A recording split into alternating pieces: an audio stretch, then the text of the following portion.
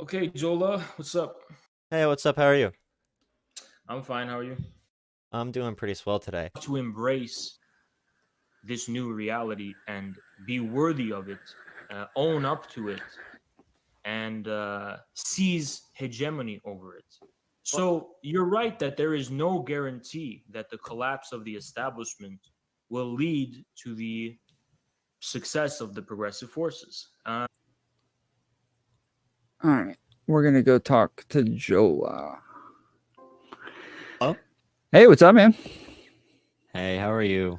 Doing well. I thought that was awesome. I just scrolling by and see you're debating infrared. I screwed up though. I'm streaming live on YouTube and Twitch, and I pulled it up on my screen for a second, and then remembered he's banned from Twitch, and I had to take it down and delete my VOD and start over on Twitch. So Do you know how he got banned? I don't. I know that one of my friends though, like, was there screaming and yelling at him, like going off on him, and everybody said it was awesome, but I can't find like a VOD or anything. It's really frustrating. Yeah, that's the thing. Like, he wasn't giving any energy to me, so I sort of just went for like a generic conversation, which was a little bit frustrating.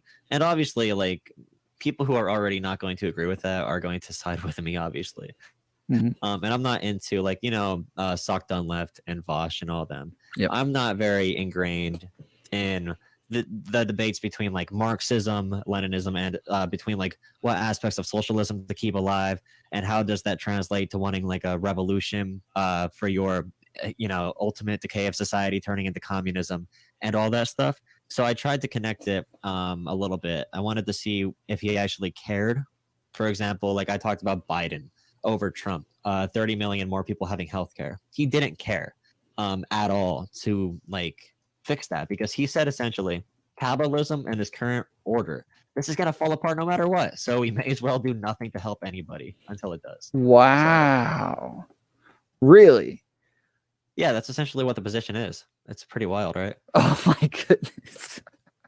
So what I know that the other day you were talking about like asking him about trans people, asking him like trying to get into like his personal beliefs to see like if he was, I guess, a I'm blanking on the name. Who's the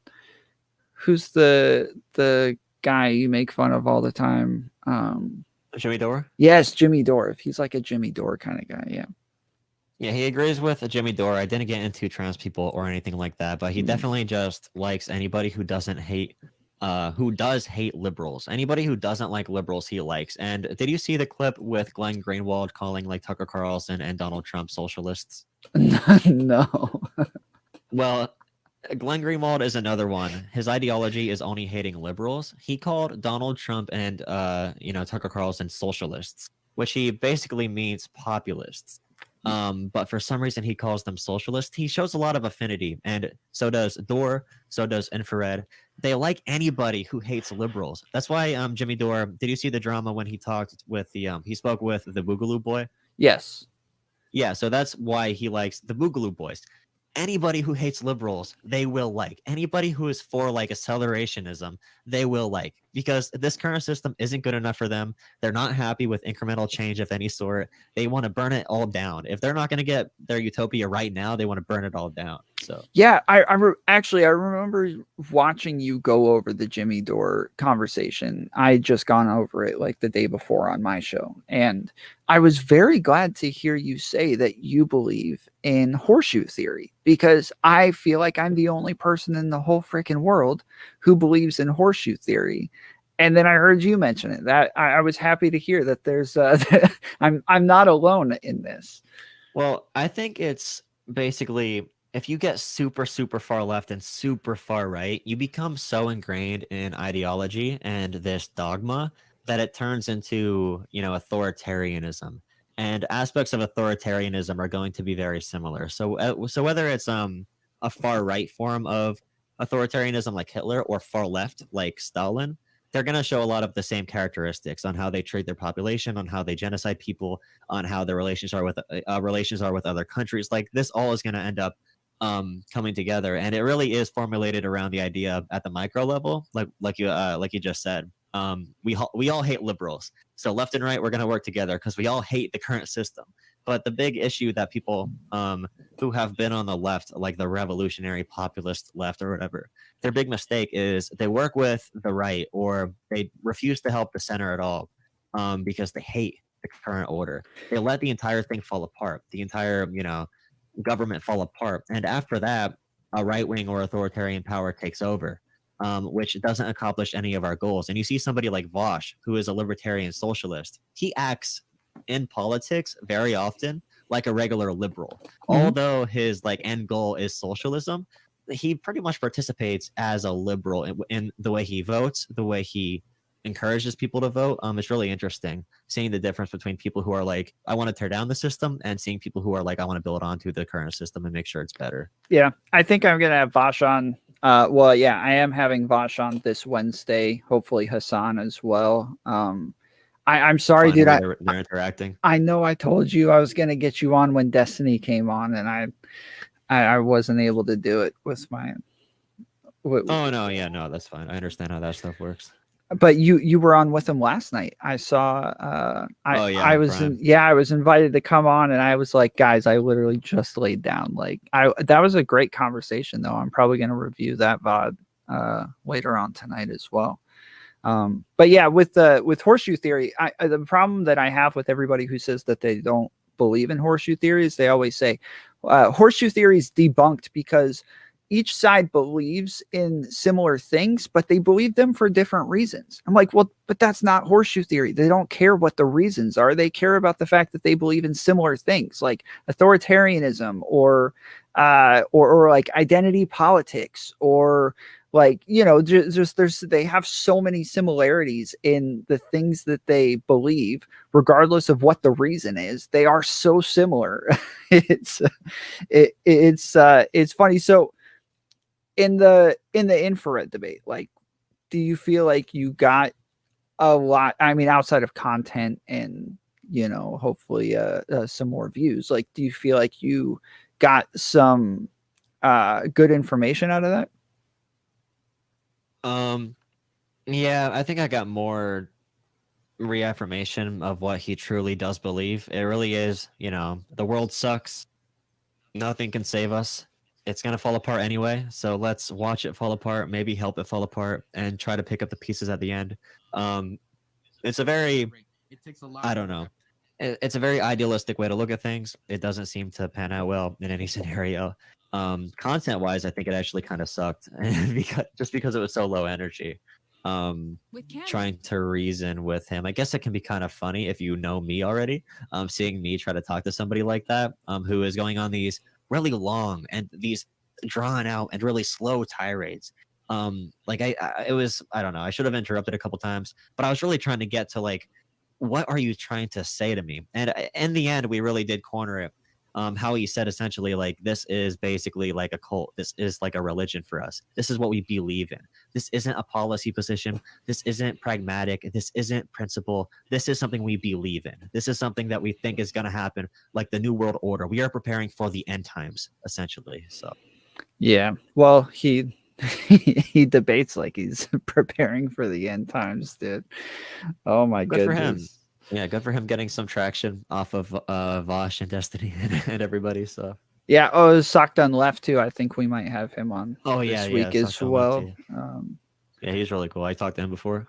Yeah, I just recently found him. I guess I'm very new to all of the online stuff, so I'm learning, but I almost every day people are like, oh, you need to get this guy on your panel. I'm like, I've never heard of this person.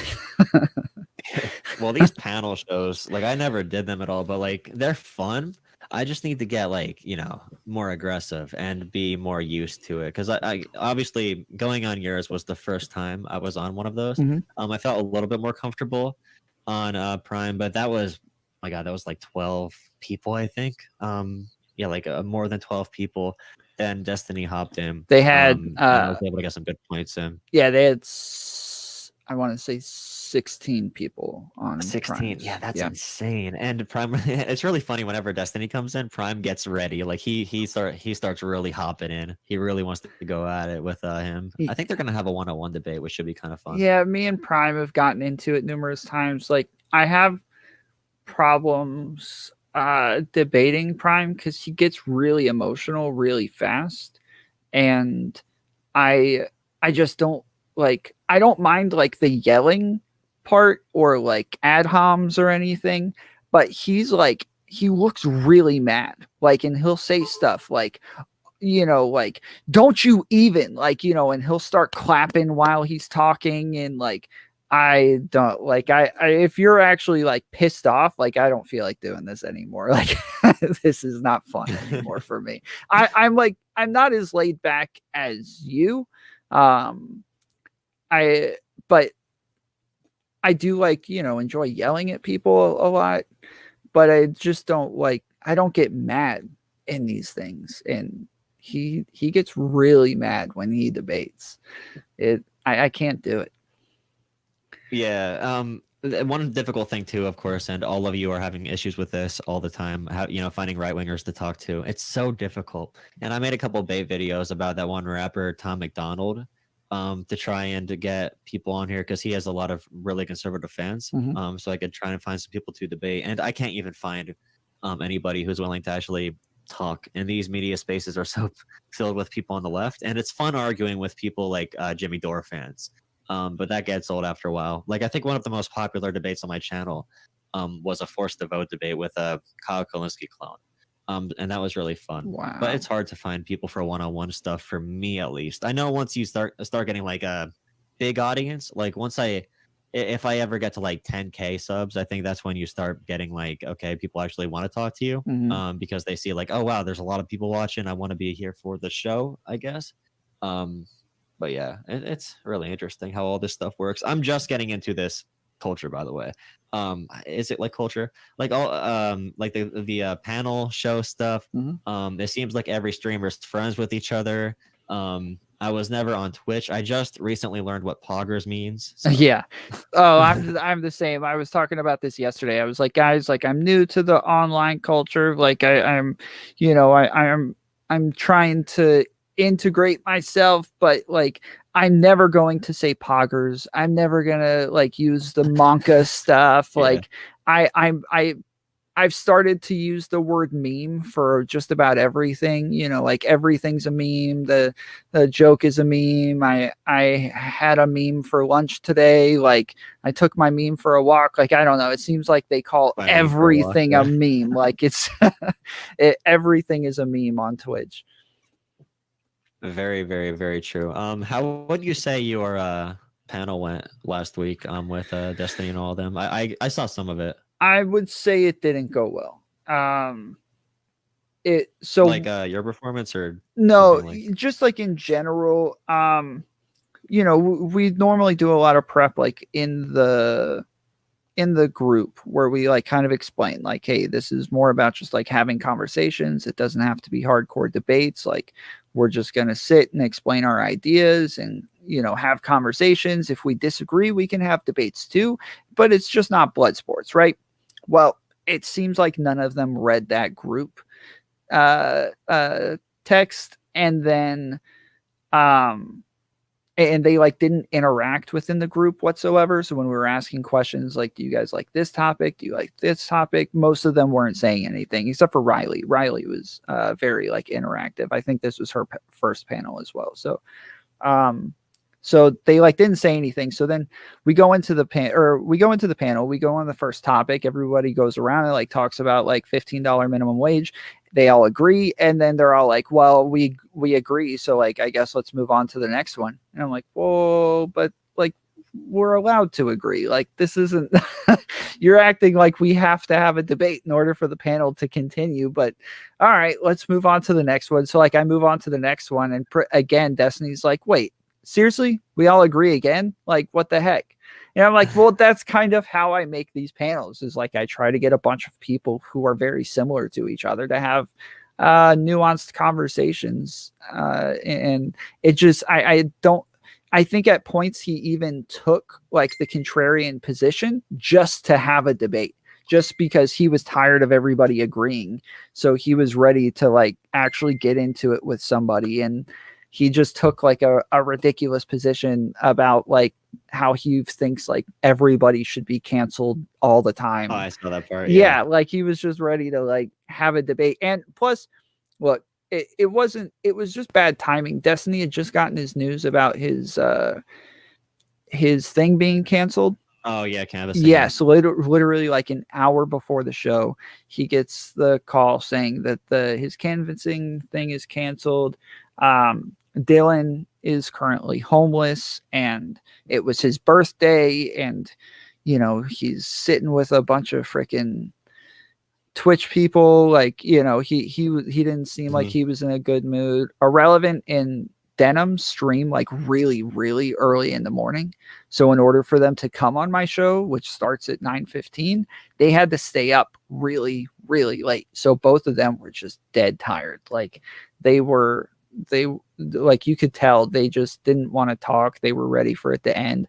But Riley was like ready to go. Like she had her notes. She was very like interactive. You could tell like she was trying to help like get the conversations going. And yeah, she was definitely ready. So I think it's been restreamed so many times, the panel, like lots of what do you call it, react videos to it, to where like I added it up last night and it's around like 1.1 million views just on like just between like all of the streamers and then all of the reactions and all of the restreams and all of that. So it still worked out in that case, I suppose. Yeah, definitely. Yeah, that would be that. It does sound difficult. If everybody just agrees. Plus, if you're in bad moods, you're not going to be conversational. So if you don't disagree and you're not conversational, it's going to be kind of difficult. Of course, yeah. I mean, did you take anything away from it that you think you can like change for your next one? Yeah, I think that I need to go into these like with with more questions, so that if it does like die down and people just sit there like, okay, we all agree, what next? Like then I can ask some more questions to kind of get more nuance from them. Because like even on the one that you came on, like we had some debates on there, but for the most part we all agreed, but we still had like really good conversations the entire time. And that's the way I organize these panels, and that's the way that I plan them, is so that we can just have conversations more so than debates. If we disagree, yes, let's argue, let's debate, let's figure it out. But like I just don't like the whole, I enjoy blood sports. I enjoy going on other panels and being a debate bro and yelling at people. Like that's fun. But I want my channel to be more about like education. You know, I want it to be educational for the viewers. I want them to actually get something out of it. And I think if we all sit there and I suppose just to pontificate, like then it will the viewers will get more out of it if we're all just bouncing ideas off of each other. I just think that I need to be consistent with it, and eventually people will figure out what it is we're doing.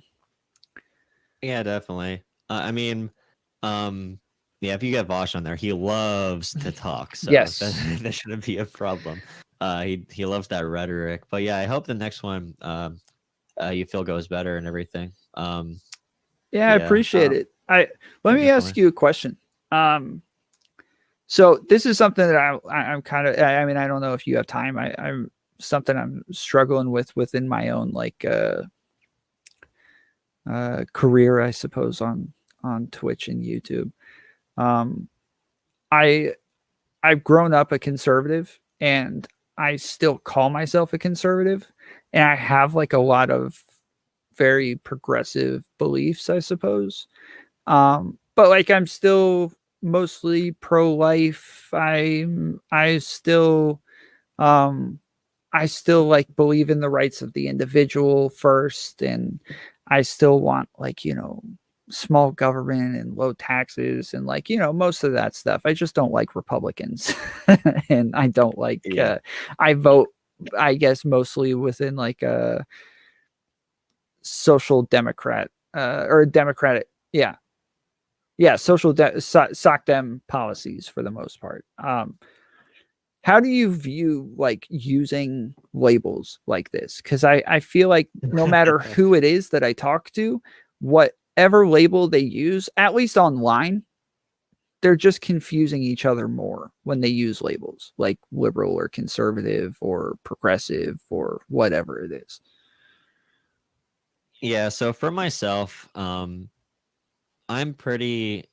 not like pro gun, but I'm against the Democrats' approach on guns. I'm very geared towards rural politics, which means I'll be more sympathetic towards like small businesses, and I want to help people like firefighters. There's some ways I think I can bridge the gap with like police relations, and all that stuff. Which kind of sets me apart from people who are on the left who just say like a cab, and all that stuff, and who say we need to get rid of all guns and all that. I really just get sick of saying my label to people, and they already have a whole list and a whole perception of what I am based on that label. Like if I say to somebody I am a Democrat, even in my regular life, people are going to assume so many things about me. Or like even because I supported Bernie Sanders, like, oh, I supported Bernie, oh, you must be a social justice warrior crybaby then, or something like that. But in reality, if I have a conversation with somebody, they're going to be the ones that are going to sound like they're crying, Right. Because I'm not like that whatsoever. Like my stuff is completely logical. I go for every point. I respect other people's opinions on it, but they have these preconceptions of me based on labels, which is why I bring them up as little as possible. What I'm going with right now, I say, because of where I am, I say pragmatic rural Democrat, or I'll say like working class Democrat, or like pro people. I'm a real Democrat or something like that. Yeah. Just something as broad as possible. And it changes with the situation. Am I talking to somebody at a local diner or am I talking to somebody online? It'll change for that. Yeah. Yeah. I still use the label conservative, and I get into it with people a lot where they like start saying like, but if you call yourself a conservative, how are you defining conservative then? And I'm like, well, and I'll get into it with them, but after a while, it just seems like I have to keep having that conversation so much to where maybe like we use labels to try to relay a general idea to people. And it doesn't seem as though that general idea is getting across when I use the label conservative anymore. Even though I believe that I'm using it correctly and lots of other people are using it incorrectly, especially anybody who would vote for Trump is definitely, if you're calling yourself a conservative, I don't think you're using that label correctly, but whatever. It is like a no true Scotsman sort of thing. And I'll admit that, but I guess I'm going to try to get away from labels and maybe stop calling myself a conservative. I don't know. Maybe I'll call myself a right-wing progressive or something. I don't know. I like that a lot, though. Right-wing progressive. I like that a lot. I know so many Democrats, and I don't know if you would like Mike from PA. I can't stand Mike from PA. I think he's coming. Okay, well, okay, let me take that back. Sorry, that I didn't say that. I think he's coming on this week. So just never mind. I love Mike from PA. Okay, you love Mike from PA, but yeah. He said something about I'm in Pennsylvania. I'm gonna have to delete another VOD now. I'm just kidding. Well, no, that's crazy though. If you think about it, never mind. I don't want to give anybody any ideas. But anyway, Mike from PA, he said that in Pennsylvania there is an overwhelmingly left base that people simply don't know about. And I'm like, what are you talking about? Like, what state are you in? Like, there's so many Democrats in Pennsylvania today. There are so many pro-life Democrats. There are so many pro-gun Democrats in Pennsylvania. That is a huge section of the Pennsylvania demographic. And these people, like, do I call them conservatives? No, they're I don't know, conservative Democrats. I don't know if that would work because do you consider yourself a part of any party at all?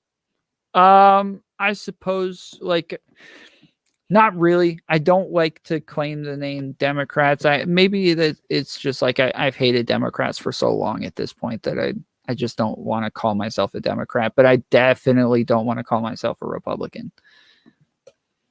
Yeah. Okay. Right wing progressive. I like that. That's good for me, honestly. Yeah. So anything else you wanted to chat about?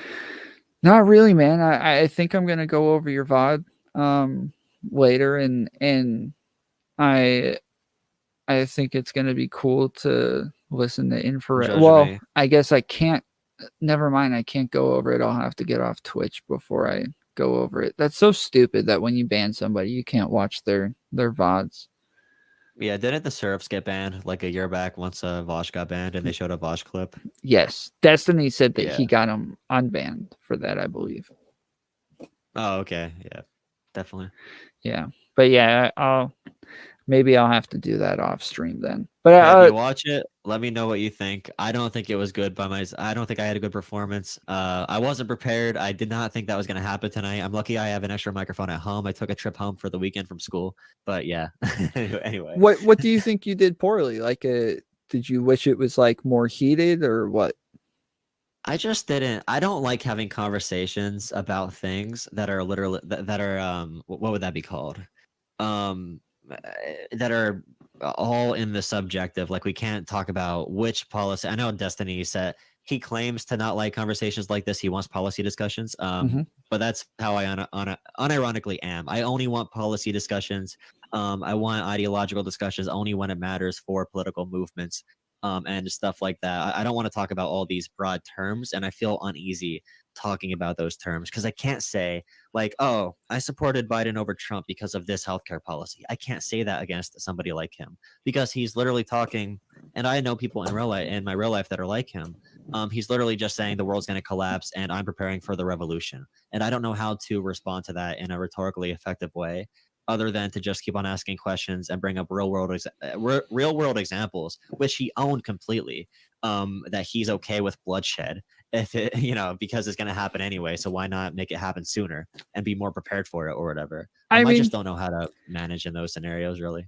Well, I guess two things. One, I'm the exact opposite of you in Destiny. Like I don't like having policy-based discussions because I feel like most people don't know how to apply their values to policies. And lots of times, like when I ask them why they support a policy and then I dig deeper and deeper and deeper, like eventually it just seems like it doesn't make any sense for them to support that policy. And it's a little frustrating to me. So I'm not like a huge philosophy nerd, but I feel like having philosophical discussions about morality and ethics and values is better to get somebody I guess grounded to where they can now use a system to apply to politics in the future so that they can be more consistent in the way that they have prescriptions and vote on policies. And I just don't feel like that's the case right now. I feel like everybody's just like, hey, this sounds good enough. Let's vote for that. Like, and his big argument was morally. Me saying like I want harm reduction in a sense where I'm like, okay, 30 million more people have healthcare under Biden than would under Trump. He said that is basically virtue signaling and all for my feelings. And morally, he's in the right because he knows the system will decay and he's preparing for the next reality or whatever. So his moral stance is it's better off for him to have no hand in the current system, let people essentially suffer. And then try to pick up from the remains when the society collapses. Yeah, so, because having a platform him, but that'd be a fun discussion. Having a hand in it would to him is immoral. The part that I would push him on is that right wingers own all the guns. Right wingers are the fascists, and the fascists tend to take out all of the socialists and the tankies and the communists pretty quickly. He's like we need basically we need populism to override everything. I'm like, no, that's not going to work that way. But I didn't know how to pound him on that point because he was so submissive on the entire thing. He didn't get. I literally said to him that his ideas were dumb and would lead to mass violence on a wide scale. And I can't argue every in and out of like China, for example, because he always brings up, because he's a tanky, he always brings up China as like the number one example of the perfect utopia. So like I can't follow him down those areas. So. He thinks China is the perfect utopia. Yeah, he loves China, and he's very sympathetic to authoritarian left-wing regimes, because he really loves it. He wishes America was more like China. He would prefer China to own the world than America, which I would say is a crazy position. But yeah, that's horseshoe theory. Yep. Yeah, I guess I don't know. All of the like communists and socialists that I know say China's not even like a real communist country. Would you have him on, by the way? I know you said before you don't want to platform him, but would you ever have him on like a show or something? I would have him on for like a one-on-one conversation. I would never put him on a panel because one of the things that he does a lot is he gish gallops, right? He likes to say like 20 different things at once, and then you respond to one of them. And if you start to make a good point, at least in my experiences of what I've seen of him, if you start to make a good point against him to where it feels like he's losing, he will immediately start talking over you and pivot to something else so that he can try to win on that. And it's impossible to have a conversation with somebody like that. Like even Destiny and Vosh both continuously call him out on his pivoting, but it doesn't matter because he just talks over them and runs away with the conversation. You can't stop that. And from his viewers' point of view, it sounds like he's dominating. It sounds like Vosh and Destiny just won't engage with him because they're afraid. And so when he asks them questions, they say, well, no, like you're pivoting. Let's get back to the topic at hand. To his viewers, it sounds like, they just refuse to answer the question. They're scared. Like they refuse to engage. But in reality, he's just being horribly bad faith. And I could never put that on a panel with 12 other people where he can do that 20 times, over and over and over throughout the show. Yeah, I understand what you're saying. It really is a cult of personality if you see his following. That's what happens when you have such a defined set of like principles. And that's one other thing about horseshoe theory too. Far left and far right both find those cult of personalities because of their religion that they end up forming. But that'd be I definitely would love to see that if you had a conversation with him. He would definitely do it. Well, I'll look into him. Yeah, you have other things to worry about right now. He's very intense. I like intensity. You asked me when I got on if I know why he got banned. Do you know why he got banned? No, I imagine it was because of here. I could actually try to find it on his Discord. 1 second. Yeah, I don't know why. I was gonna say I could look it up on Reddit. I have a friend who apparently is the reason he got banned. She got into a conversation with him and she said that, like, just from like talking to her for a short amount of time, she said that he likes to like call people names and get them really upset, and then he thinks that they're either gonna back down and leave, or he's going to like push them to a point where they're going to be afraid that they're going to like say something that'll get them banned, and then they have to just give up because they're too heated. And she's like, he doesn't know. I will get both of us banned. I will burn everything down in the process. And she went super hard on him, screaming over him the whole time, calling him all sorts of names. And apparently that was what did them in. Let me message her real quick and see. Yeah, that's it's really interesting. But it's encouraged because it does get you bigger on these platforms to do that. And if you're going to come out with that type of attitude, and Destiny platforms you, Vosh platforms you, Sockdown Left platforms you, like you're gonna get a decent amount of traction. Yep. Well, I'm trying to follow his lead. I I just had Destiny, streaming my show and posting it on all his YouTube channels as well, and now Vosh and Sockdown Left and a bunch of other people as well. So yeah, he's got the game plan. I'm following it. Yep, I might be talking to Destiny soon.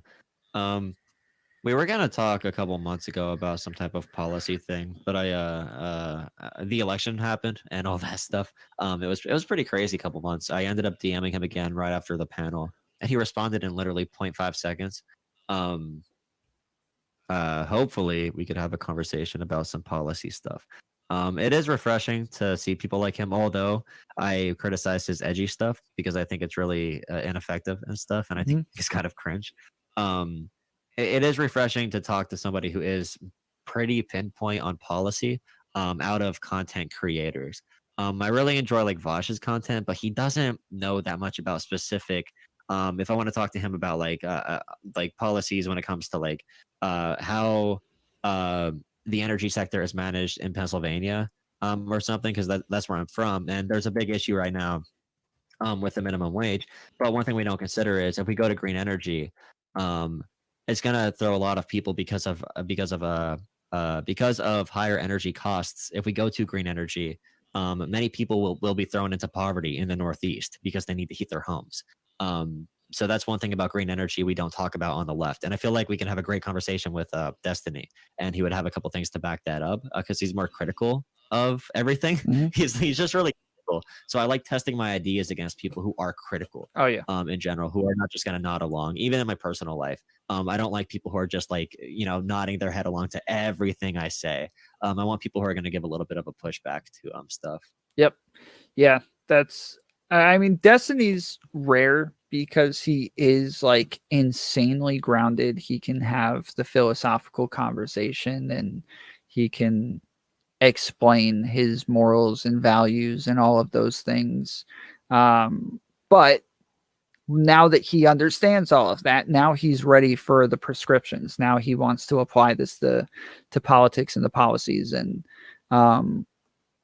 he's somebody that, the same with like philosophy, if I'm like thinking through something, he's somebody that I would love to like sit down with and like, pick his brain about like, well, hey, what do you think about this? How does this apply? What would we do in this situation? Or, throw a bunch of hypotheticals around. Like, yeah, Destiny's rare because he can talk policy and he can talk philosophy all day. Yeah, it's insane. He really is like a Swiss Army knife. Yes. Of things like you could put multiple different like college professors in a room with him, and they can have a 3-hour-long conversation. And they do really, really deep subject. Yeah, I've seen it. It's on his channel. It's insane. Because he didn't even finish his music degree, right? So this is all from his own work, his own experiences, learning that stuff. The only thing I said, someone said I like Vosh in chat. Like yeah, I'm really, really big fan of Vosh. But dang, Vosh, I just got watching him. I just got doxxed in your chat, dude. Oh no! Wait, Tyler here. It's all good. It's all good. It's not a big deal. I was just kidding. I guess I've never seen anybody actually say my real name. Oh yeah, that's right. I added it to Twitter. This week. Well, I totally forgot. Go. I put my real name up there. But yeah. I was watching Watch a little bit. I did. I just pulled a mic from PA. Oh, that's good. Jesus. But yeah, just I was watching Vosh talk about healthcare policy, and he really confidently was saying Tom redacted. There we go. Tyler fixed it. He was very confidently saying he was for Medicare for all. And as the video went on, it was a couple months ago. I think it was this summer. It's right when I found Vosh for the first time. And he said confidently multiple times he likes Medicare for all. And he didn't know what Medicare for all was. When he actually got into it, he did like a half-hour stream, like educating himself about it, which is great. He wanted to actually learn about it. But saying something so confidently about a policy you don't understand, I think that's a bad habit to have. And I don't think people like Destiny would do that unless if they have an understanding of it. Because personally, I don't do that. If I don't know about something, I don't know what your take on this is, but if I don't know about something, like if somebody wants to have a crazy foreign policy discussion, I'm literally just gonna say, hey, I'm not big in foreign policy. I'm not gonna pretend like I am. I can pretend like I am, but that's gonna give me even bigger chance to look stupid. Plus, I won't have a good conversation about it. Yeah. If I don't know enough about something, I am going to admit it. I'm gonna try to learn about it. Oh yeah, same. Like, but I'm okay with like.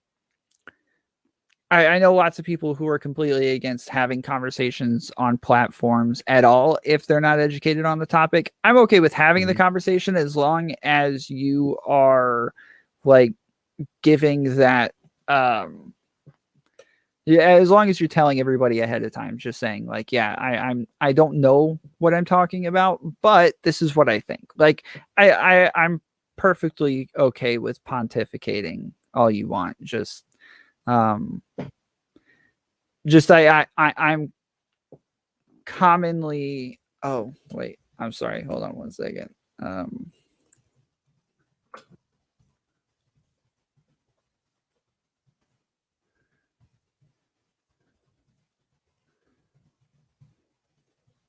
Sorry. You're good. I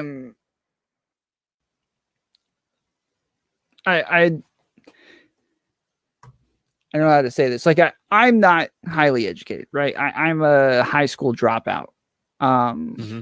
So I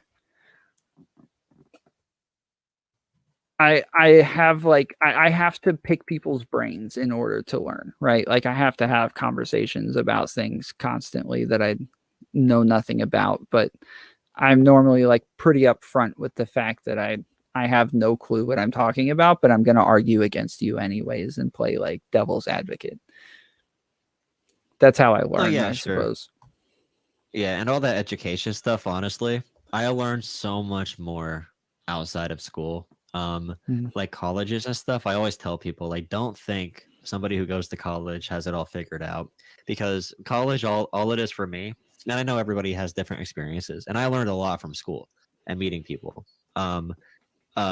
It's really to get. Thank you for the Prime subscription. That's dope. Like, oh, thank I'm you so apply much for a job and have this degree from somewhere. But in general, I learned a lot more about life and how to talk to people and how to understand ideas, of course, outside of classroom settings. And I try to tell people that I feel like on the general left, and being someone a little bit more conservative, you might feel this from people. I think the left has a habit of keeping things really complicated and academic and sort of looking at people in a very condescending way. Yeah. And I think that's one of the reasons people on the left or leftism and progressivism is sometimes hard for people to get into. Oh yeah. The West Coast elites, right?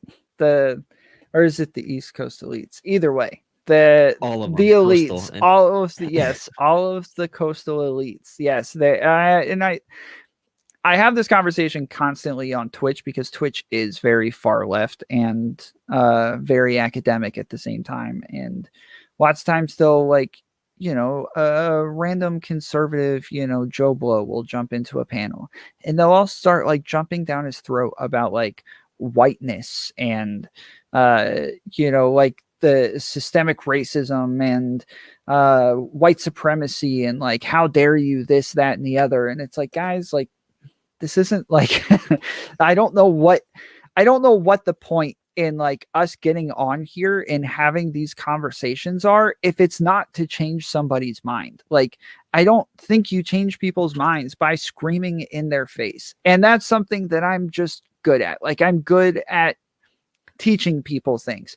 You can teach me something or I can learn something and I can turn around and teach it better than I just learned it. Like, and that's what I commonly do is I'll jump on the panels where I feel like people are just making bad arguments. Even if I disagree with them, I'll jump on and be like, hey, like, here's a couple hypotheticals to like explain your point a little bit better and try to like, that's what as somebody who had a very far right leaning community, and as I've moved like more into the center, I've had to do a lot of educating in the process to bring my community with me. And for the most part, they all just jumped ship, but there's a lot of people who came with me, and it's something that like I take a lot of pride in, is going out and learning as much as I can about topics, especially social issues, and then Yeah. re-explaining this to my audience in a way that they'll agree with. Well, I do hold the position, and I'm very critical of like college students and college classrooms about talking about like white privilege and stuff. Like, this is terrible branding. This is not going to get anybody to actually receive this message. Mhm. And I don't think any idea actually matters if you don't have the tools to get people to agree with it. You know, that's the dangerous part about demagogues, who are like, if you're like Trump or something, if you're really good at convincing people, that's all that really matters when it comes to like political power.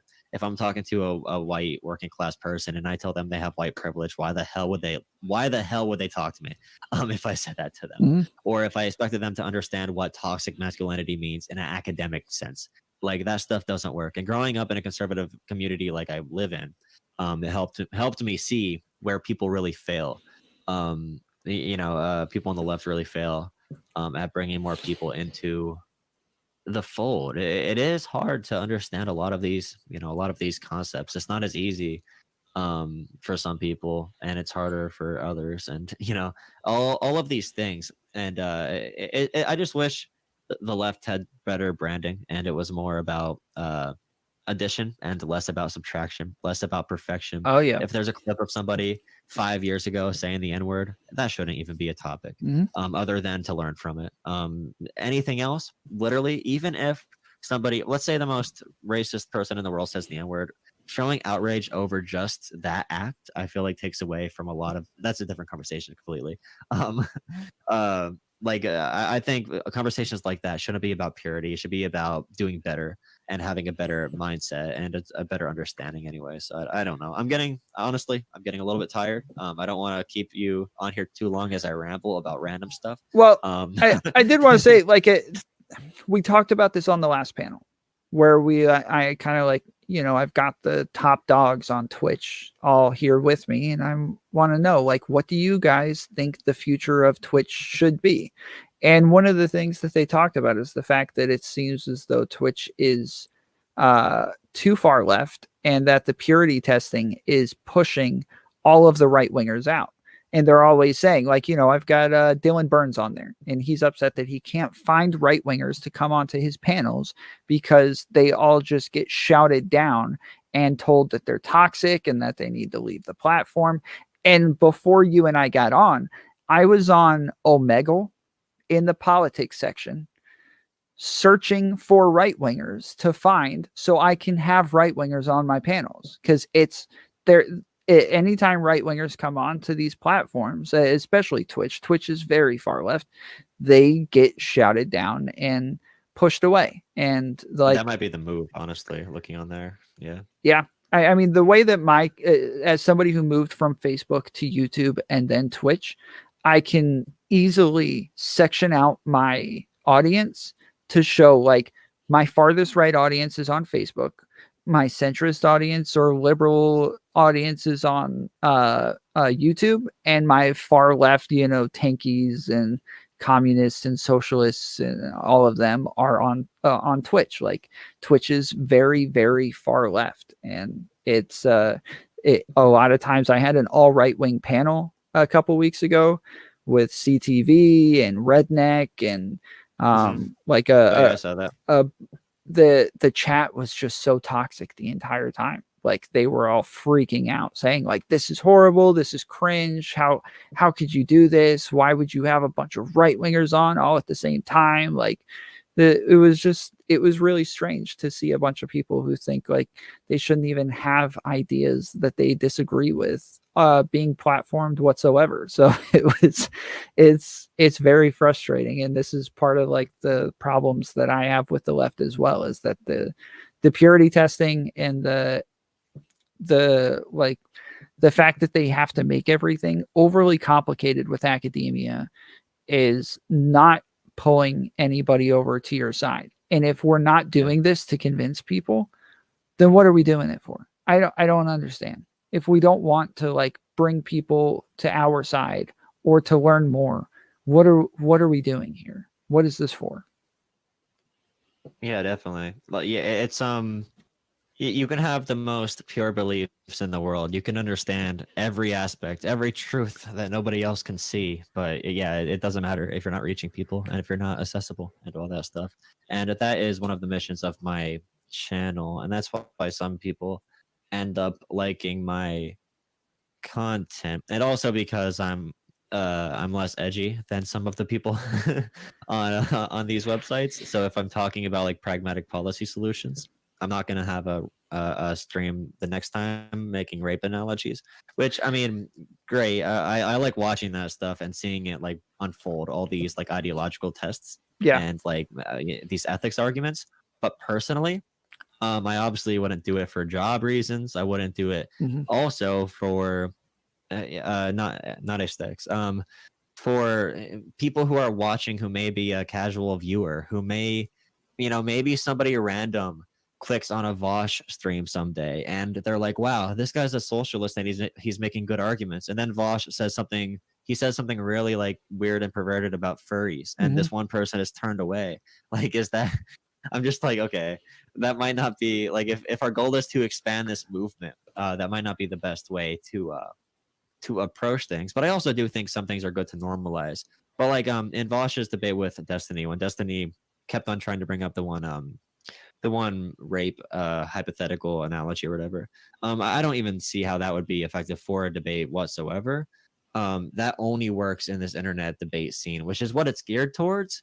But me being so involved in like daily, not daily, like a direct, not direct action, but like talking to, like, I know some lobbyists, I know some people working for campaigns. Me knowing these people, I'm like, okay, I cannot be involved in this just because I can't have this on my name. I think it changes, right? Once you make, like, if you become a millionaire on one of these websites, you can kind of have more free range Sure. to say whatever you want. I guess I don't know though. Yeah, I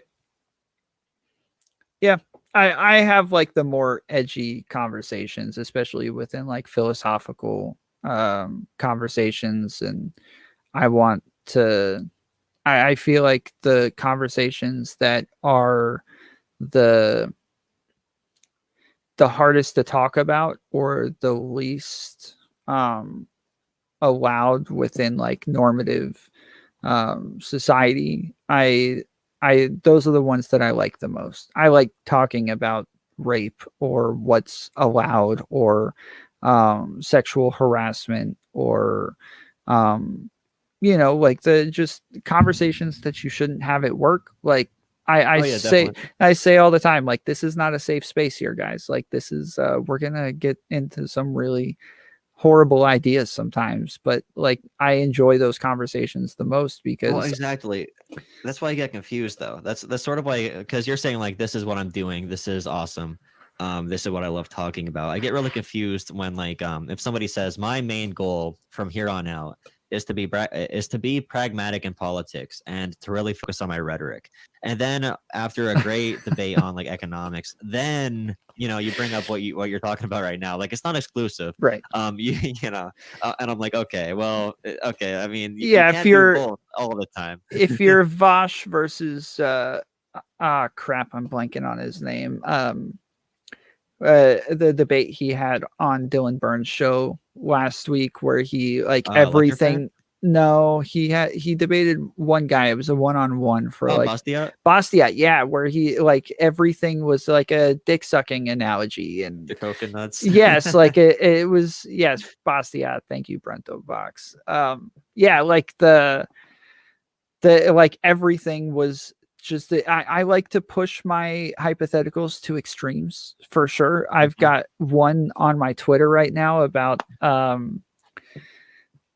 uh about ACAB that like a lot of lefties have been really upset about, and I've done my tour on Twitch to go upset all of them and explain it All even right. more. I But will look. I yeah, have to look now. but they the I do enjoy those conversations overall, but I don't think like the way that I think that Vosh purposefully makes his arguments overly edgy because though I think he feels as though the left is like too afraid of edginess, and so I think he pushes okay, it yeah. to a point where he like it's taking it too far sometimes. Yeah, that's the point of the dirtbag left, right? I think. Yeah. That's what he said to show. That's why he deployed the tactical N word that one time. Yes. In the one debate The because he wanted to be like, I'm tactical not no N-word. baby. I'm not soft. I'll say the word. Yeah, okay. Anyways, thanks for the chat. I hope you have a great rest of your night. I'm gonna take one more person who's waiting to chat about I think ranked choice voting. Let me know if you ever have any other spots, by the way, on new panels or whatever. If you ever need somebody, I'll probably be free. Yeah, I'll probably be free if you ever need somebody. Or if you just want to have a conversation on stream, hit me up. Yeah, for sure, dude. I'm gonna put your link in my chat. I enjoy your content, Sure, dude. same for you. I love listening to you. You got a lot of great ideas, so I'll definitely be seeing you around. Okay, thank you, man. Have a good one. You too. Later. All right. I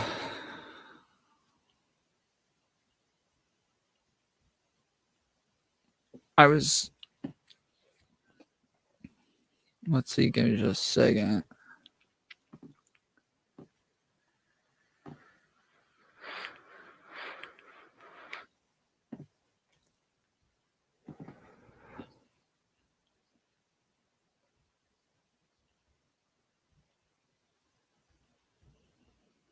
Okay, I'm gonna take